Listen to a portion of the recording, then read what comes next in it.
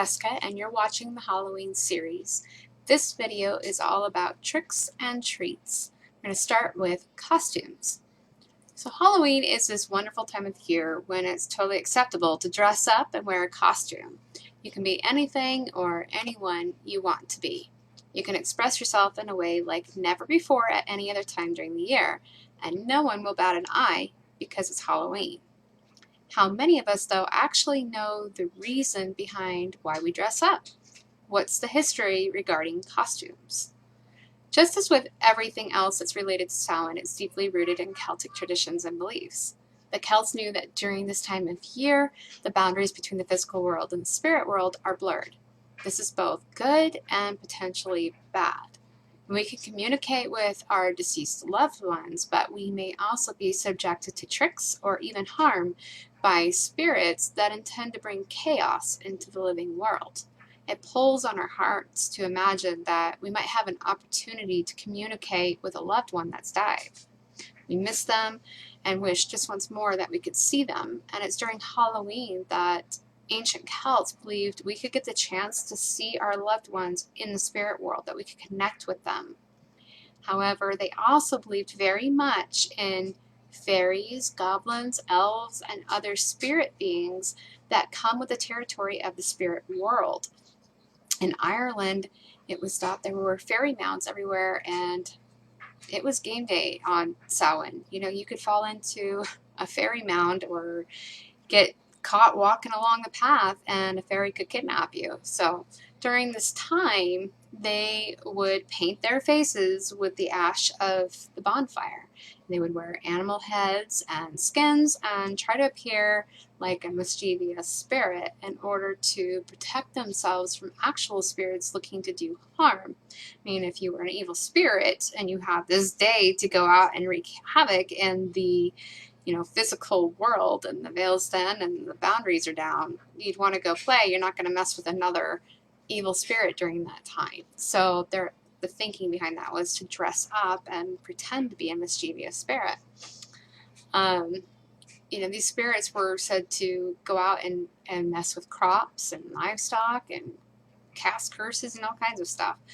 It was seen as a loving thing to do to dress up your child in disguise to protect them on this night.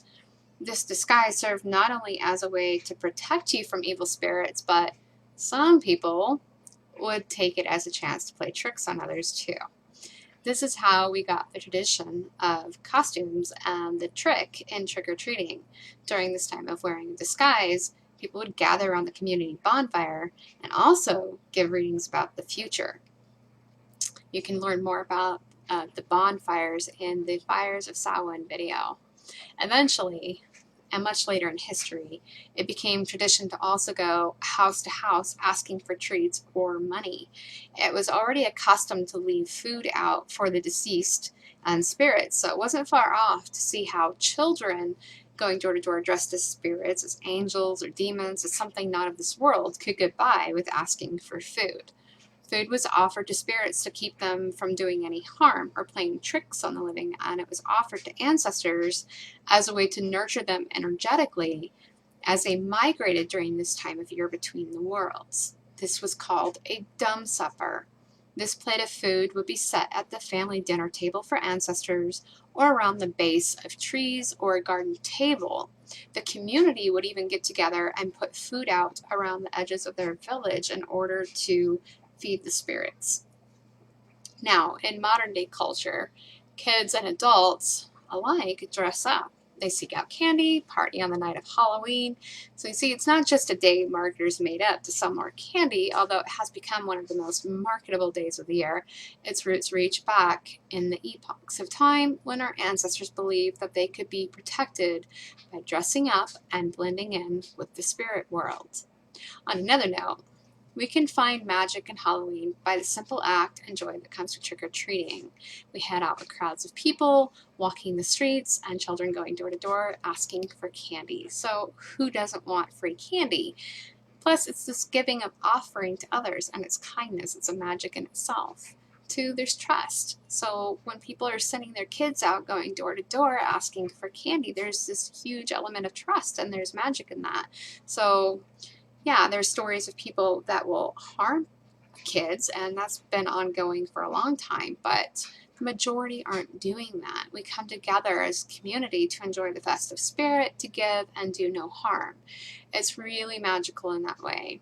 And 3, we're gifted with an opportunity to connect with our inner child, and that has all kinds of benefits too.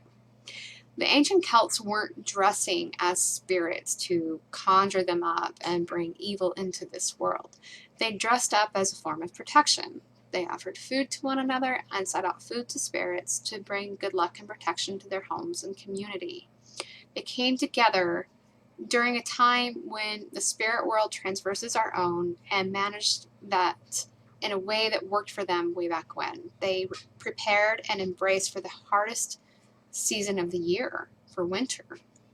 They didn't feed the spirit world fear, but rather reverence and nurturing offerings of the harvest. They shared their bounty at a time when food would become scarce. They wouldn't have enough for their family, but they were setting it out for these spirits anyways. They were proactive in doing what they thought was loving and protective of one another. So the next thing I want to talk about in this video is soul cakes. Soul cakes is a food that was prepared for children and the poor that would go door to door on All Souls Day. So this is going to go up the scale here of history into the early churches back in when Pope Gregory IV was running things. He created All Souls Day. This became a thing where kids would go door to door and the poor would go door to door, and they would sing songs and pray for your recently deceased in exchange for money or a soul cake. And this became a custom way later into the 1800s. So this is when the Christian and Catholic churches were working really hard to change Halloween and its background with pagan traditions. The churches had been at that for hundreds of years by that point. The cakes are like a firm shortbread cookie with spices and currants in it, and it's really easy to make. They're shaped in a circle to represent eternity with God. However, again, these cakes or cookies are tied back to the Druids and ancient Celts. So here are these churches trying to do away with pagan traditions, but in turn they're incorporating them. So these cakes were baked during Samhain and offered to the dead or angry ghosts that were roaming the land. Some of the stories about soul cakes tell about how each soul cake that's made is symbolic for each soul that's stuck in purgatory, and when it's eaten, that soul is released into heaven. The more cakes a person collected, the less souls that would be in purgatory. The musician Sting has done a really beautiful job, by the way. If you want to YouTube this, he has a performance in a Catholic church. It's absolutely stunning. And he sings the song Soul Cake. And when you read the lyrics to the song Soul Cake, you'll definitely get a good idea of the whole tradition of soul cakes. And then once you hear it, you'll probably play it a second time because it's really beautiful.